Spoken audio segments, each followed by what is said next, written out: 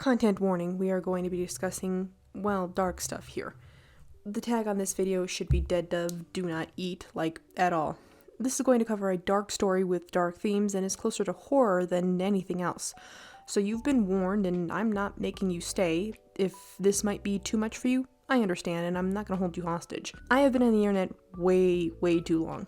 And I have cursed knowledge, so now I'm going to curse you with it too. Killing Stalking and the offense of it. As in, I'm not trying to defend this at all. Now, some of you might be thinking, what the hell is Killing Stalking? Well, fine, here we go then. The story follows Yun Bum, a young, mentally ill man with a difficult past, after becoming infatuated with Oh Sang-woo, a peer from his time in the military, who saved him from a rape attempt, which, alright, that automatically is not even a good summary of this because it gets dark so quick, but yeah, it sets you up pretty much right on the nose of where we're going. After he saves him from the rape attempt, he decides to enter Sang-woo's home while he's out of his house. Yun-bum finds a tied-up, bruised woman in Sang-woo's basement, and before he's able to free her, he is discovered by Oh Sang-woo, who is revealed to be a serial killer. Sang-woo then breaks Bum's ankles, and despite Yun-bum's previous love for him, Sang-woo puts Bum into a highly abusive and manipulative relationship until the very end. Real quick here, this is not a love story. Oh my god, I cannot tell you how many times I've seen people try and explain to me why this is a love story. Y'all have fucked up standards, right? Your partner should not in any way, shape, or form try to do systematic abuse to you, which he does, be it from psychological torture to actual beating the shit out of him, to constantly making him feel like everything is his fault, even when it's Sang-woo who fucking tells him to do stuff. Like, bruh, this shit goes dark from the get-go and it stays there.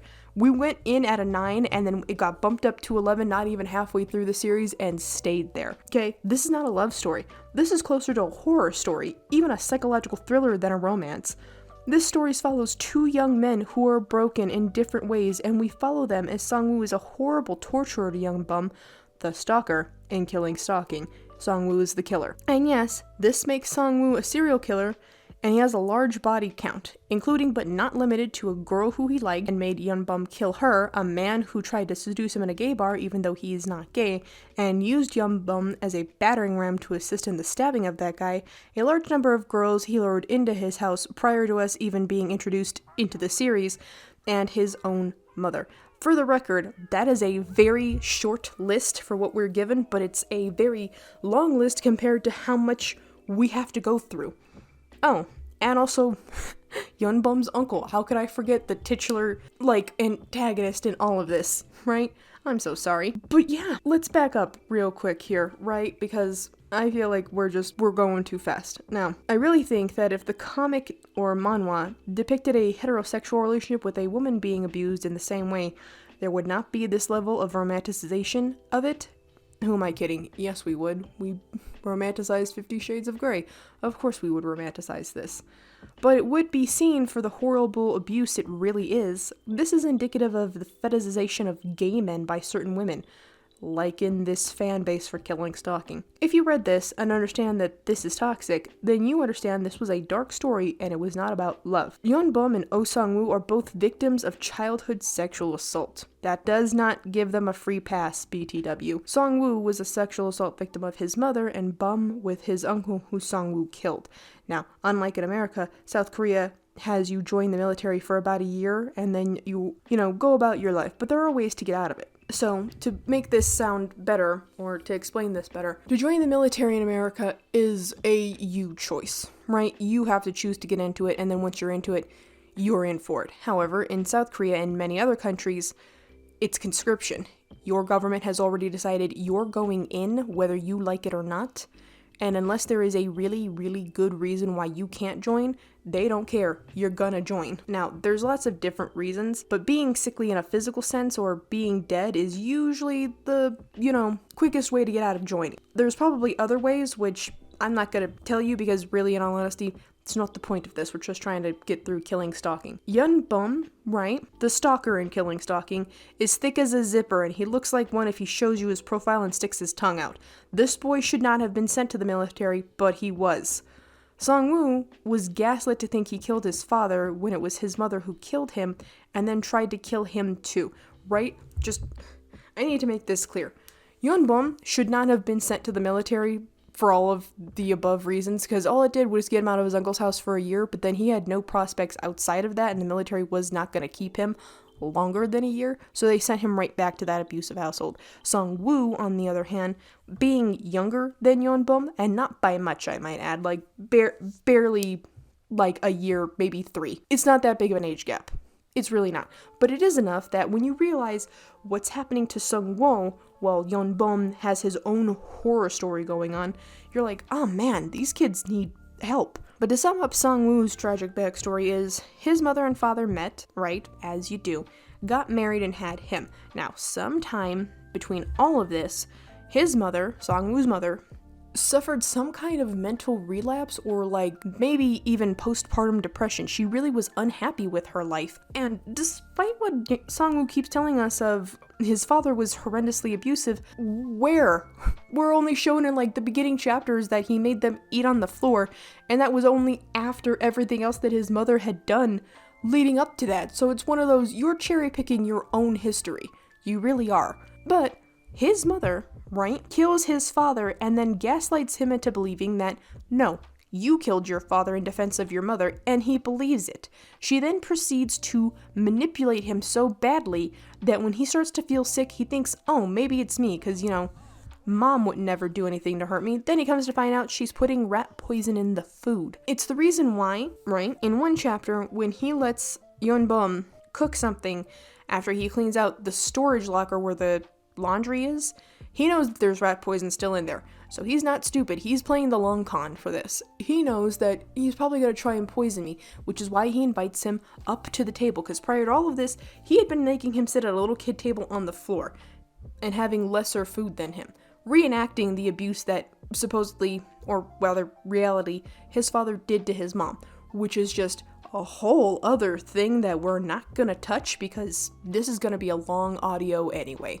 He purposely made him clean out the storage closet that had the laundry room in it to find the rat poison to try and poison him so Yeonbum could escape. Not only is Song-woo aware of that, he purposely invites him up to the table to eat the food that he had poisoned and makes him eat first. And it goes from there, right? It goes from 0 to 100 real quick because you realize what Song-woo is planning, and it's wild, right? It's a wild ride, and not in a fun way. The reason why I'm bringing all of this up, right, is because between Yeonbum's systematic sexual abuse at his uncle, because the uncle liked Yeonbum's mom and she didn't marry him, which I'm like, oh, you know, considering what little we see of you, I cannot help but wonder why she didn't like you. And then what happened to Song-woo with, yeah, man, you got poisoned by your own mom and everything. I feel bad for you, but this is not a defense video, right? It's not. But all of this should be enough for these two people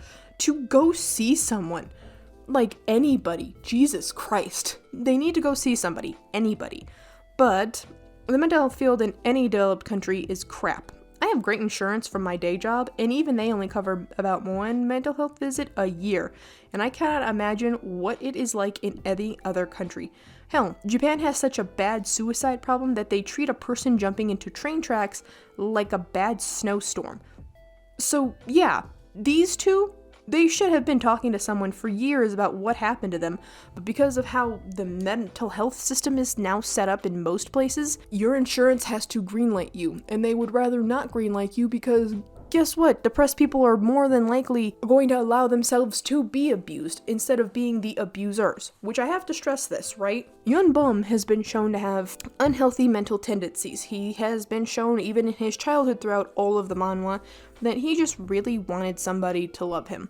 So this is very much on his part. He had a very severe mental illness, and I'm not a psychologist. I'm not gonna sit here and assign him one, but if I had to guess, I think you have a lot of depressive episodes, my guy, and like, you know, feelings of anxiety that cripple you, which is why he doesn't like, especially social anxiety, he really doesn't like to meet people in the eye, which is why growing out in loud crowds, which is why going out in large crowds, there we go, makes him nervous so much. This poor boy needed serious mental help and he never got it. Now, flipping the coin and going to Song-woo, I think that you just have a lot of unchecked aggression for what happened to you. Like, I don't think you have a mental illness, and if you do, I couldn't begin to guess, but you need help, my guy, because I think you're bipolar at best, because you flip way too often for even the audience to guess what's going on with you. If this story had gone any other way, right? Any other way, Yunbum would run the second chance he got. The first time he did, it didn't go well for him. Songwoo tricks him, right? By telling him he was going to go out for like 4 hours, and Hyunbum tries to run away, only to find that Songwoo is sitting on the front porch waiting for him to mess up. This is almost textbook Stockholm Syndrome, and it is not good. This is not hashtag relatable in any way. This is not the relationship goals you want. This is the 911 call you should make. God, I can't believe I had to say that. Okay, that's not fun. That's not funny, and I don't know why I put that in my script, but we're gonna go with it. The point is, right, Yunbum throughout all of it has been shown to be getting deeper and deeper into this twisted little fantasy of, oh, but he loves me. No, he doesn't. You are the punching bag. You are the convenient sleep partner. You are everything that he needs because you cook, you clean, you make him feel better about himself and his weird mommy issues, and that's it. That's all he is. Yunbum to Songwoo is not a boyfriend. Yunbum to Songwoo is a very convenient stepping stone. And that all comes crashing down, right? This all comes crashing down when the police officer who from the get-go did not think Songwoo was worth the salt in his skin finally pins him for the murders. And the only reason why Songwoo ends up in the hospital at the end of all of this, spoilers I guess, but come on guys, it's been out for a while, killing him, and he gets really badly hurt for it. But when he tries to get Bum, right, to get out of this abusive mindset, Bum doesn't. He still is under the impression that, no, Songwoo loves me, I just have to go find him, and I can explain to them that all of this was just a really big misunderstanding and blah blah blah. Only to find out, no.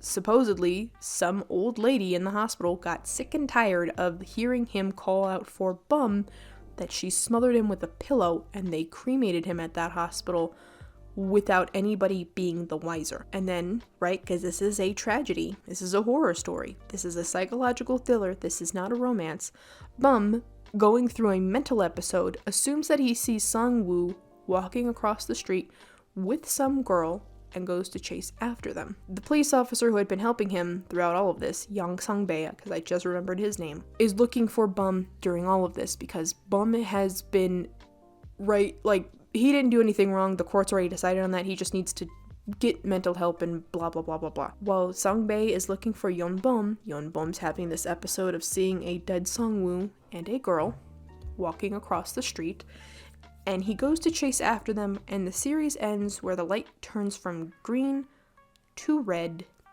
and we fade to black, indicating, no, Songwoo is dead, Yunbum probably got hit by a car, if not Sang-bae, the police officer who is actively looking for him because of how frantically he was looking. Which I'm like, oh my god, what happened? This just, like, tied up all the loose ends by just murdering 2 of the 3 main characters and calling it good. Because Sang-bae is actually a character in this. We see stuff from his point of view. I wouldn't say right at the beginning, but towards the beginning enough that we are kind of like, man, I hope this guy gets a break on catching the serial killer that nobody else seems to know is there. Look, here's the TLDR, right? The TLDR is, this is not a love story, and us trying to make it one is gross. This story, as it was written, is good if you look at it as a horror story or a psychological thriller story, but not a love story. Killing Stalking is a great story when it is not a love story. I'll give you a real-life example. The grooming and stalking of underage people by grown adults in positions of power, even when it is not a teenager, it is still a form of grooming because that parasocial relationship that people with power versus people that don't have it is weird.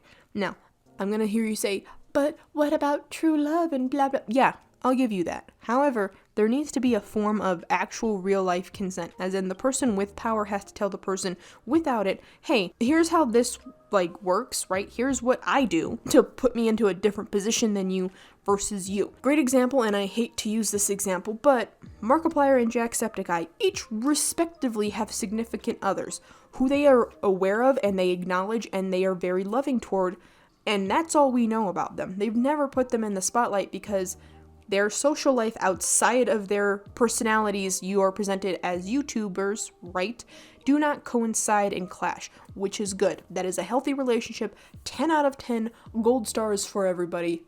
Chef's kiss. But then you have the, Jake Pauls and Onisions and all the other fucking creepy people, creep show art. Like, you don't get to use your social platform, right, to abuse people that follow you. Your social platform should be for, at most, entertainment and education. Now, is it okay for fans to fall in love with the idea of you? Sure, that's fine. But you, right, you, for everything else, need to realize that there is a way to go about loving somebody and not being controlling. Now, I don't know why I went off on this tangent. Oh wait, yes I do. The relationship between Oh Sang-woo and Yeonbum is very much not correct, because Yeonbum, right, the stalker of Killing Stalking, lives with his uncle and his grandmother, eventually moves out into what I can only assume is the slums, because we do get to see his apartment for a little bit, and is charged out the hoo-ha. He can't really hold down too many jobs because of his social anxiety and what I can only assume is his depressive episodes and his many, many suicide attempts. Whereas Oh Sang-woo finished college, lives in a house all by himself, has a job that he goes to on the regular, and has a very bright and active social life. Now, I can hear you saying, but one doesn't mean the other, and you're right, it doesn't. But it does show you the disproportion between these two. Oh Sang-woo did not have to be a serial killer, he just wanted to go down that route, and he got really good at it because he's pretty. That's the kicker, right? He's pretty for these standards. Because of his outward appearance, right, he's able to lure in a lot of victims, and because they're girls that are going out drinking, right, and their friends are drinking too, and whatever male authority these girls might have had around them aren't paying attention to the girls that wandered off with some guy to go sleep with them for the night. Because that's not how being 20 works. If your friend's like, hey, I'm going out to go fuck somebody, cool, bye, let me know when you're alive, your first thought when they don't text you back is not, oh, that's okay, I'm sure something's going on. And you come to find out that Sang-woo actually keeps mementos from these girls that he kills and actually uses their phone to make it seem like they're still alive to keep the police off of him. Which just speaks to me of a very well thought out serial killer, but again, that's not what's going on, right? And I'm sorry, there's people in my house right now while I'm trying to record, so you probably can hear them stomping around. I'm sorry. Anyway. Yeah, it's just, it's very much just not a balanced relationship. And this is not a love story. It's never been a love story. I need people to stop telling me that it is, because it makes you look like a creepy weirdo. That's it. That's the entire opposition of Killing Stalking. This was not at all. I can't believe I had to waste money to go find this on Lizhin, to watch it, to read it, absorb this, write a script for it, get aggravated writing this script, go eat an entire quart of ice cream by myself so I could process this and keep writing this and then record it. Ugh. Look, it's an opposition of video. I personally, reading this, I didn't find that it was a wholesome love story and all that other stuff. It's not. I found this to be a very well thought out serial killer flick, though. Like, Jesus Christ, this would have made an awesome movie, but maybe even a TV series, but not a love story. Never a love story. Please stop making love stories out of gross things, 'cause it's weird. That's it. That's all I've got for you guys. I'll link all my socials down in the descriptions. I hope you guys have an amazing rest of your week, day, weekend, week in general, and I hope that you guys are staying safe. Bye-bye.